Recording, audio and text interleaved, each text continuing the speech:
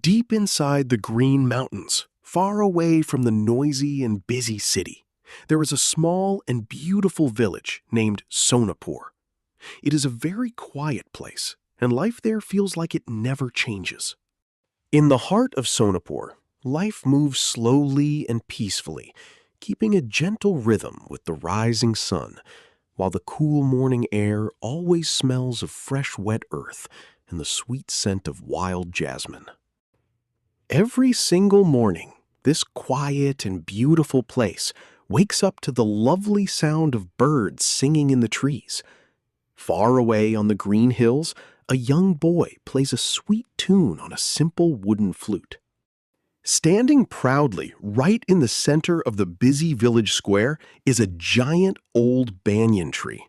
This massive tree has been there for hundreds of years, watching families grow up under its big branches. For a very long time, the villagers have believed that this great tree is not just wood and leaves. They love it deeply and feel that the tree is the true heart and soul of their whole village. The tree is like a holy helper that protects the valley and watches over every home.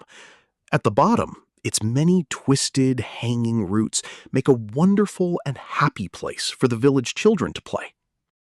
Under the cool and huge shade of these big roots, two best friends spend almost all of their afternoon hours together. They love each other very much and keep the old traditions of the village alive. This young boy is Kabir, a curious 10-year-old kid from the village. He has brown skin from playing in the sun, messy dark hair, and big, bright brown eyes that are always full of happy dreams. Sitting right next to him is his grandfather, Dadaji. He is a respected and very wise old man. He has a long, beautiful white beard like snow, and his kind old eyes know 1,000 ancient stories. Every single afternoon, Dadaji uses his rough, old hands to work carefully with a simple metal tool. He slowly cuts and shapes small pieces of dark wood into beautiful little toy birds for the children. Kabir always sits quietly on a small mat at his grandfather's feet. He rests his chin in his small hands and looks up with a big smile, completely listening to every word of the magical stories. The bright golden sunlight shines through the thick leaves and lights up the dust floating in the air. Dadaji moves his old hands with excitement, making the magic of the old days feel real again. Suddenly, the peace of the quiet valley is broken. A huge cloud of red dust appears far away on the horizon. Something very big and very fast is rushing toward the peaceful village of Sonapur. A modern, shiny black car drives in and stops right in the middle of the village square. It looks very strange, scary, and out of place next to the simple mud huts of the poor villagers. A man wearing an expensive business suit steps out of the car. He wears dark sunglasses and looks very proud and arrogant. He completely ignores the friendly villagers and just stares greedily at the big banyan tree. The man opens a large paper plan for a new factory. He points his shiny pen at the ancient banyan tree, showing his workers that he wants to cut it down completely. The villagers watch him with great fear and shock. The village square quickly becomes crowded with worried people. The villagers are terrified and confused. The rich man loudly shouts orders to his guards, showing that he does not care about the feelings of the local community at all. Old Dadaji bravely steps forward. He puts his hands together in a respectful namaste to plead with the businessman. He begs him nicely not to destroy their holy tree. But the man just turns away angrily and looks at his digital tablet, completely ignoring the old man. Night falls, and the whole village feels very sad, dark, and quiet. The only light comes from tiny, flickering oil lamps inside the houses. The giant banyan tree stands tall and dark, like a lonely shadow against the night sky. Inside their small mud homes, the villagers cannot sleep at all. They lie awake in the dark, feeling very hopeless, broken-hearted, and worried about losing their beloved homes and their sacred protector tree. Looking out from his window into the deep, dark night, Kabir stands as a small but increasingly determined figure, watching the monstrously large shadow of the grand banyan tree looming silently against the star-filled sky, refusing to accept its destruction. Suddenly, Kabir gets a brilliant and wonderful idea. A bright look of hope replaces the sadness on his face.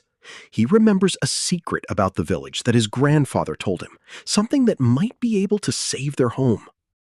He remembers the ancient legend of the rare midsummer fireflies, magical creatures that glow with an intense, pulsing, golden blue bioluminescence, capable of transforming the dense forest into a breathtaking, unmissable spectacle of living light.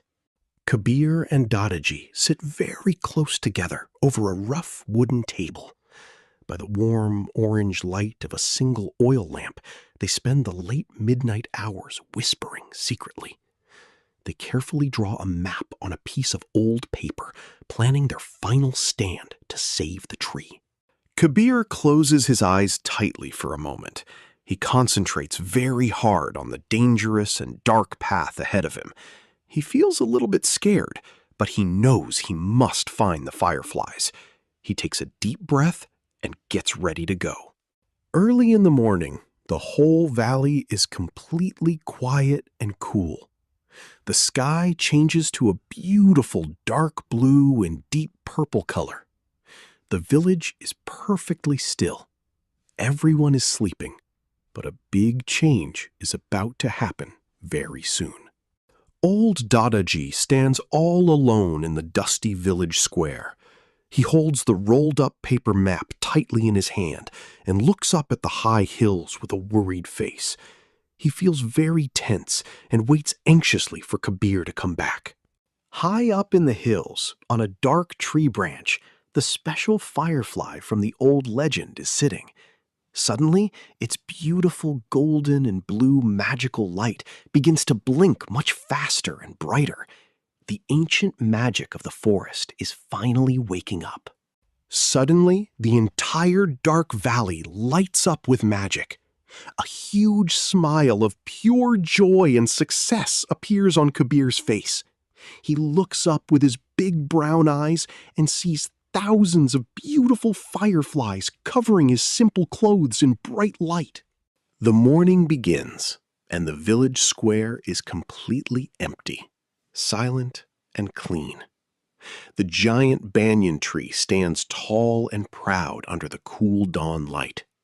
The whole place feels peaceful and ready for a very important day to start. Inside a room, Dadaji speaks with strong passion and energy. He stands over a huge, detailed map of the village spread on a wooden table. Many hands of the local people gather around the map as he explains the plan. They are completely united. Later in the afternoon, a massive crowd of determined villagers gathers in the main square.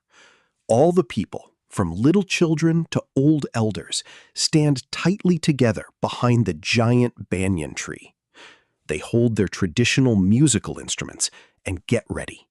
The performance begins under the warm golden light filtering through the tree branches. Suddenly, thousands of magical fireflies fly into the air, blinking brightly. The villagers play their music, creating a beautiful and united spectacle. The arrogant businessman stops completely. He stands near his black car, which looks very small and powerless now. His proud smile is totally gone, replaced by shock and fear as he stares at the huge crowd and the glowing fireflies. Dadaji and Kabir stand hand in hand near the huge protective roots of the banyan tree. Their faces are beaming with true happiness and victory. They smile broadly as they watch the celebration and see the scared developers driving away. It is twilight now, and the sky is a beautiful blend of deep purple, orange, and gold. Thousands of fireflies blink like stars over the fields and houses. The scene is incredibly peaceful, proving that the village and its soul are finally saved.